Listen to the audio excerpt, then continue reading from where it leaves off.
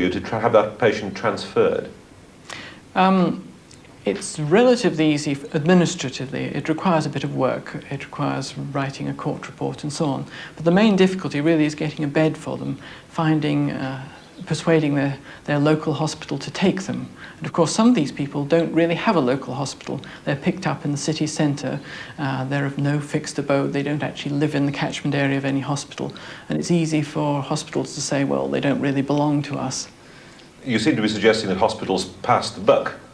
Well, I think it's true that a good many hospitals do. There are certainly plenty of areas in Manchester where I rather groan when I discover somebody comes from there, because I know I'll have a terrible battle finding a bed for them, whereas there are other areas where I know that kindly colleagues will be perfectly happy to come and see them in prison and to admit them. But as things stand at the moment, these people who are difficult in whatever environment Yes. you put them in, end up in the ultimate dump, which is presumably the prison. The prison, the one place that can't refuse them, yes. It's believed that 10% of the prison population suffers from some sort of serious mental illness.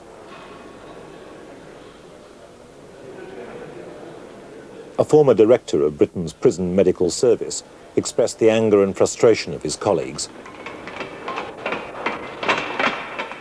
Mental hospitals have willfully given up their side wards and can no longer cope with mentally ill people. To be deluded and behind bars and to hear the key turn in the lock is inhumane. Some of them will actually say that they prefer to be in prison than in hospital, because hospitals stick needles in you and give you pills to swallow and so on, and prisons leave you alone much more. Is the foundation of all these problems we've been talking about the fact that the promised community care that was supposed to follow the 1959 Mental Health Act just hasn't come about because the community doesn't care enough? I think the community doesn't care enough. I think there's a lot of prejudice against people who are mentally ill, and there's prejudice against people who are offenders. And if you're both, you're mentally ill and an offender, there's a double prejudice. So there aren't very many people wanting to help you, and certainly to have you living next door to them or in a hospital close to them. All right, Jimmy.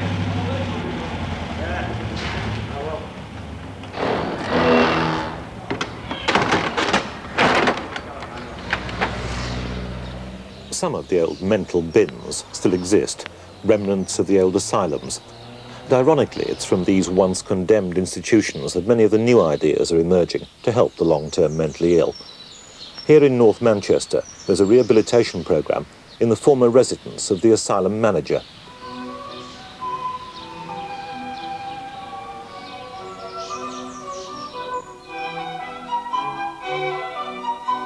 The roundabout of hostel, street and prison is over for Frank. He was lucky, admitted here when other hospitals had turned him away. Now, slowly, the pain and uncertainty of the past is clearing. I drunk to excess when I got any money to try and alleviate the pain, you know, that I was going through. Not a physical pain, but mental pain, I'd call it. Desperation. I slept out in the snow, things like this, you know.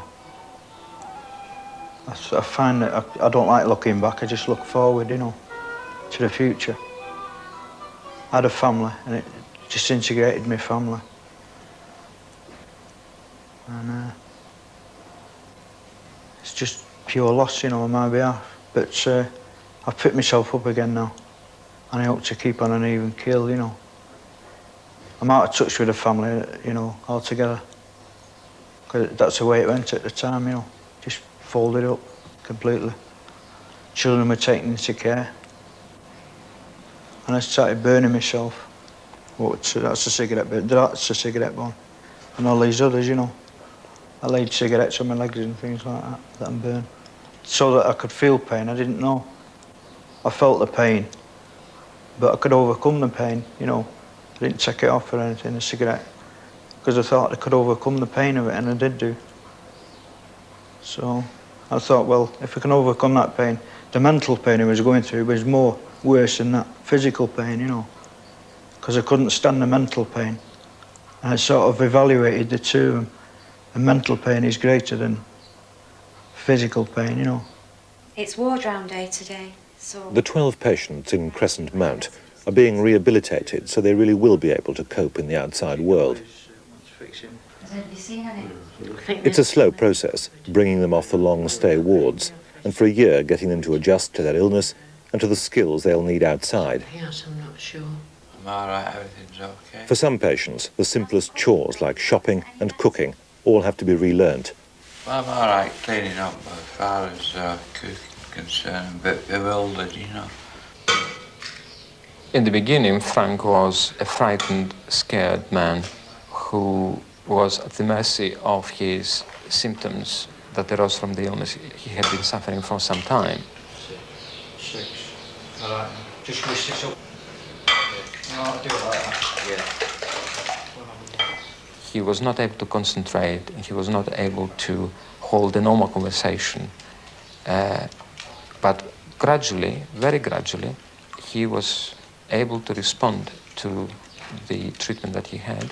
It's got to be whipped up right thin, you know. Yeah. While you're doing that, I'll light the gas up. One had to give him quite a long time, and that took the best part of a year. And we hoped that he would be able to return to the community within the next 3 to 4 months.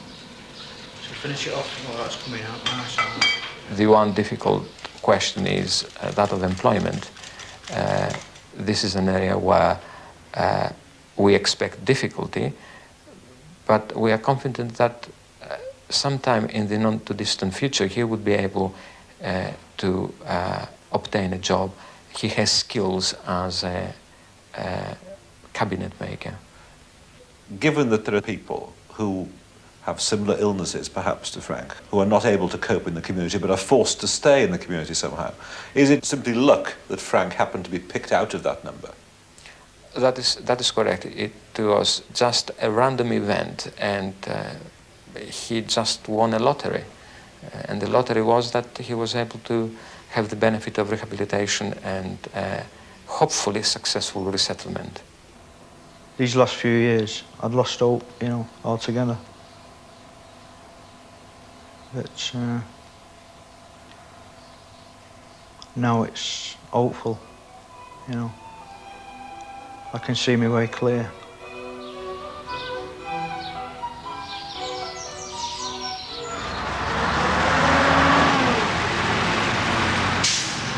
The hospital knows that support for its patients can't stop at the front gate. Many patients will need some supervision or counselling for many years. So they've established a sort of halfway house nearby, run like a private hotel. A lot of them are forgotten people, especially the first 150 that have been through my hands. They were forgotten people until they started the rehabilitation at Springfield and getting them out to the community. Mrs. Bullock has 30 residents who'll stay with her for a year until they move on to a group home. That's where several ex-patients share a house, or even to a flat on their own. The project is now financed by the Social Services Department, but 4 years ago it started almost by accident. Until then, Mrs. Bullock, like most people, had no real experience of dealing with the mentally ill. And I was here myself one night, and it was very quiet, and I was pretty low, and I was looking out the window, and this little man ran past with pyjamas on. Well, walked rather quickly more than ran. I thought, my God, who's that? You know, he looked like a boy at first sight. And I went out, and I said, somebody must have lost you, and realised that he was about 55. For goodness sake, coming out of the cold, you know. We brought him in, and there was no conversation with him. He just looked at me, a bit stupid and whatnot. I was a bit frightened of him, but realised he'd obviously walked out of somewhere because he was in pyjamas. Anyhow, to cut a long story short, I phoned round any of the places that I did know, Prestwich and the police, and Crumsall Hospital, but not Springfield, because I didn't have that much knowledge of Springfield at the time. After about 2 hours, there was a phone call saying, would you look in the back of his pyjamas and see if he'd got a name? And the name tag was there, and his name was Arthur Hargreaves. And eventually a nurse came along and said, come, thank you very much, and took him off, you see.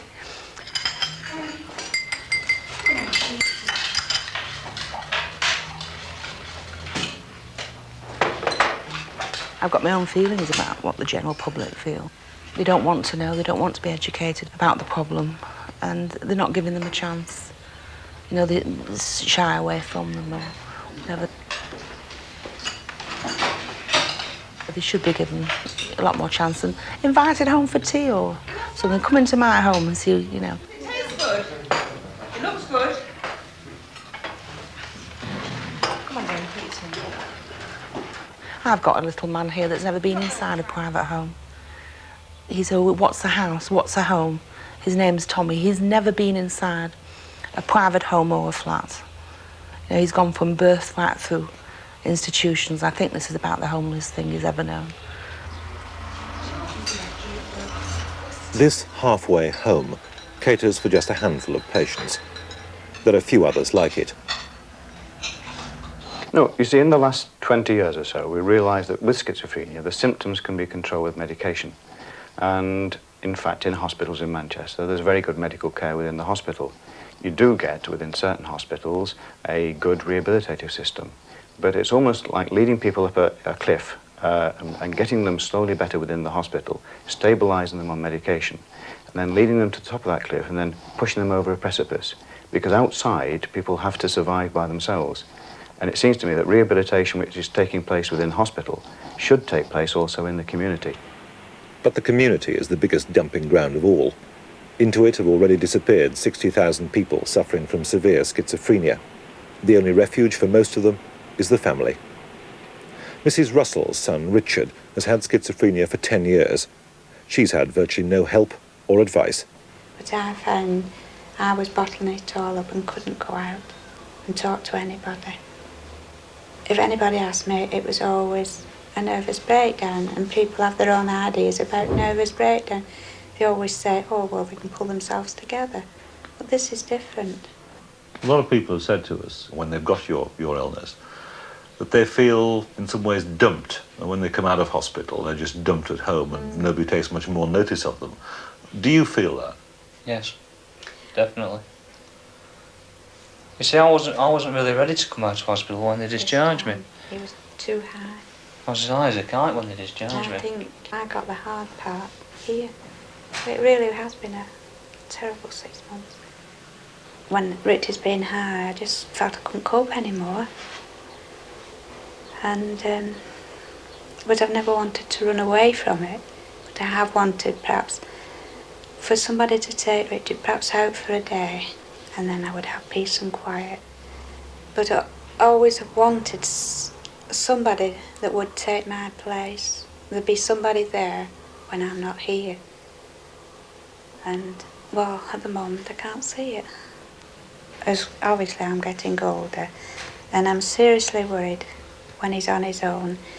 I know this is a shared house, so he's still got the house, but I can see, like, he has sold bits to make ends meet. I can see it going, and I just don't know what he's going to do. He's even dreading me going away in October, coping on his own then. And that's you going on holiday for a couple of weeks? No, only a week. Just 7 days, only 7 days. He's already talking about dreading it now. Have you ever thought of this, Richard? Do you think you'd be able to cope if your mum wasn't here? I'm fairly sure I couldn't. The burden on ageing parents or relatives themselves made ill with worry frequently breaks the family. The patient ends up back in the isolation of a flat or bedsit.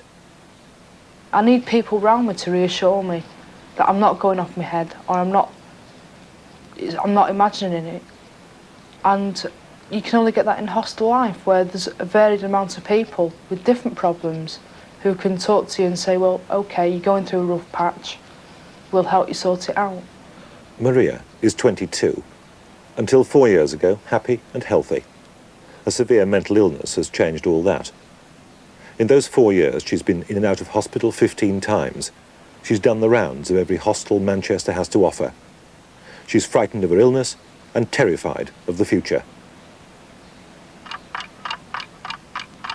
Day in, day out, they won't stop. You can't sleep, they wake you up. You can't eat, it makes you sick. Nobody understands, nobody cares. Nothing matters, but everything does. It doesn't matter, but it does. Noise. You look and see them leering, fear. They laugh, distress and anger. Gone, but still they're talking. They're in the room. Shut the window, shut the wardrobe, close the curtains, turn the light off, leave it on, take a tablet, No, don't, because if they come you can't wake up because you took a tablet. Take the lot. Hang yourself. Nothing to hang from. Rip yourself to pieces. They'll get inside the cuts. Stay awake and don't back off. Draw what you see. Drawn and frightened, turn it over, makes you scared. Phone someone up, nobody to phone. Sit down in a corner and be scared as shit till morning. And then not as bad.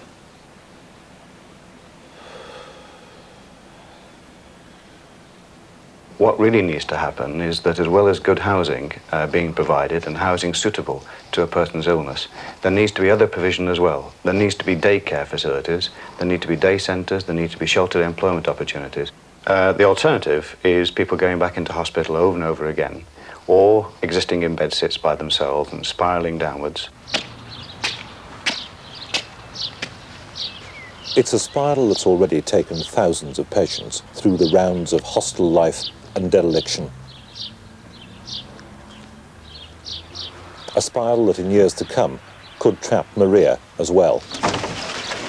Yeah, I've seen myself in that position, seeing these people thinking, God, that could be me in another 10 years, and it's frightened the hell out of me. I don't want to end up like that. I want to be out in the streets, enjoying myself like every other day-to-day person. But do you think that, like those other people, the ones who've done 5 or 10 years, that you're hemmed in, that you'll always be in and out of hospital? I hope not, but I can't say for sure.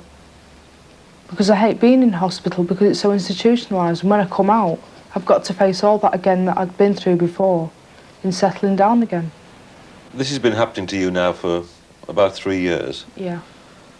Do you ever look ahead 10 years, 20 years, and think what stage you're going to be in then? I hope I won't be around, actually. I don't want to be around, you know.